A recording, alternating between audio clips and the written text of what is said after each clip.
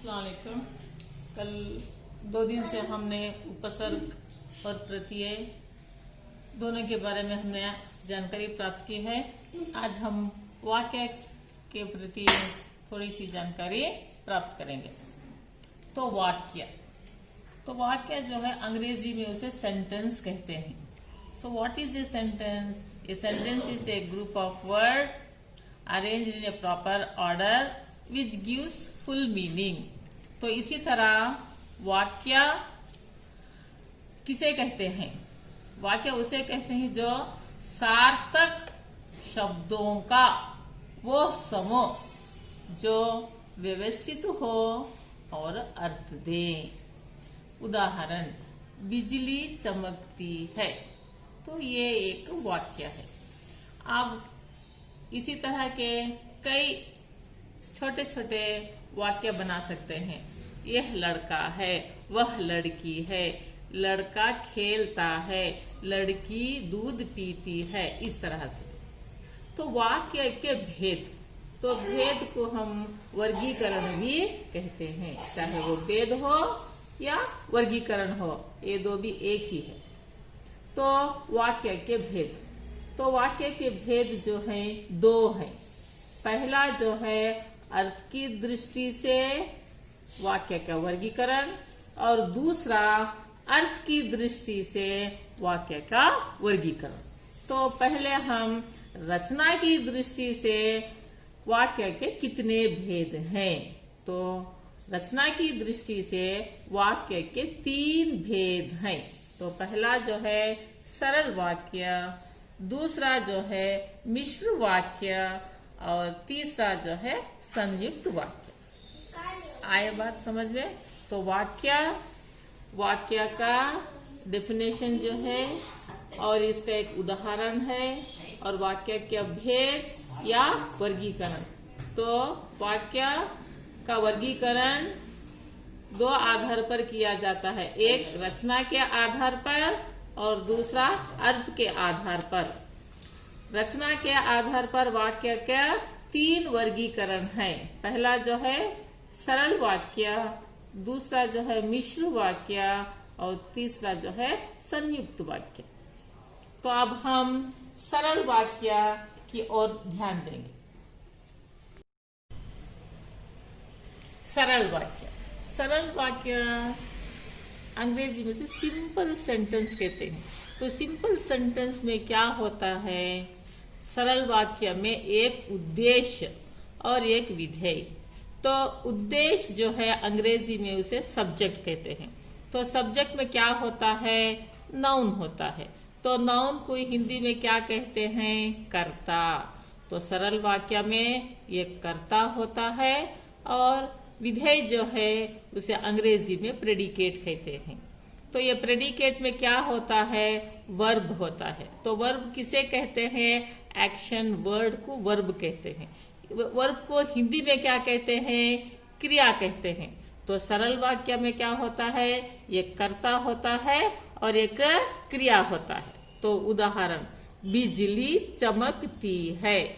तो बिजली जो है ये सब्जेक्ट है, और ये सब्जेक्ट के साथ साथ ये क्या है?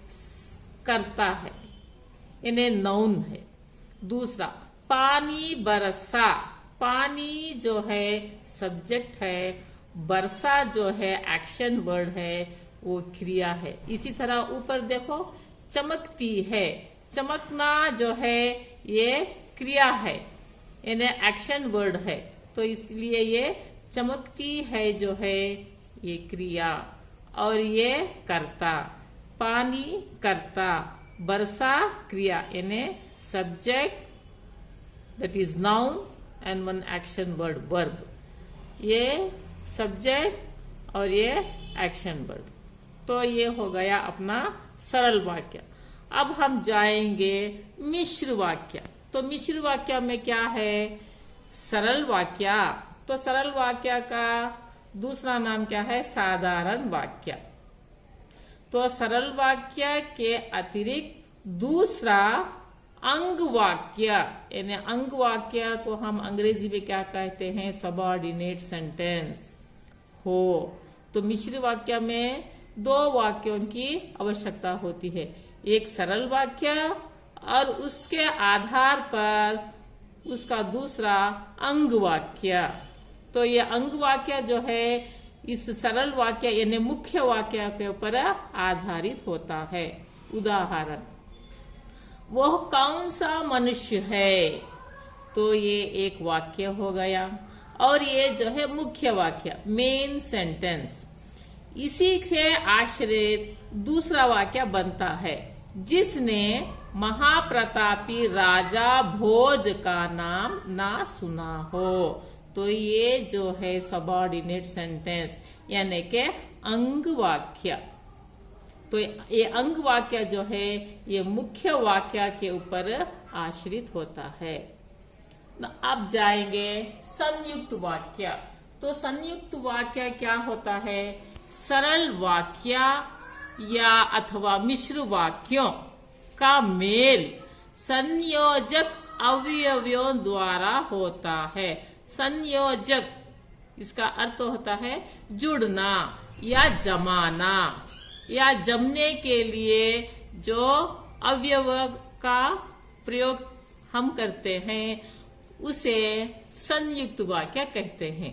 या नहीं तो दो या दो से अधिक सरल वाक्य हो तो ये दोनों वाक्यों को जमाने के लिए एक अव्यय का प्रयोग करते हैं। वो अव्यय है और।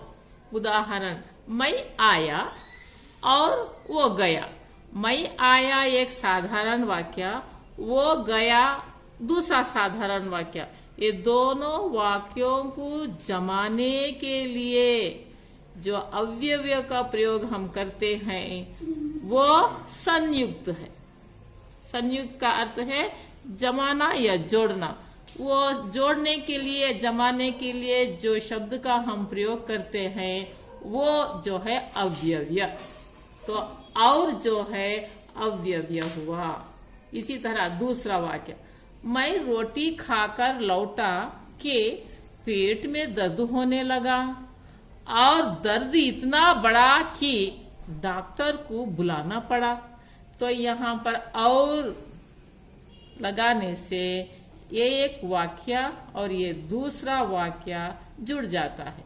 तो दोनों वाक्यों को जोड़ने का काम जो शब्द करता है उसे हम अव्यय कहते हैं। तो आज हम वाक्य और वाक्य के भेद, दो रचना की दृष्टि से वाक्य के तीन भेद, एक सरल वाक्य, दूसरा मिश्र वाक्य और तीसरा संयुक्त वाक्य। ठीक है, मैं आशा करती हूँ कि आपको आज वाक्य और वाक्य के जो तीन मुख्य भेद हैं आप उसे समझ गए होंगे। अल्लाह हाफिज।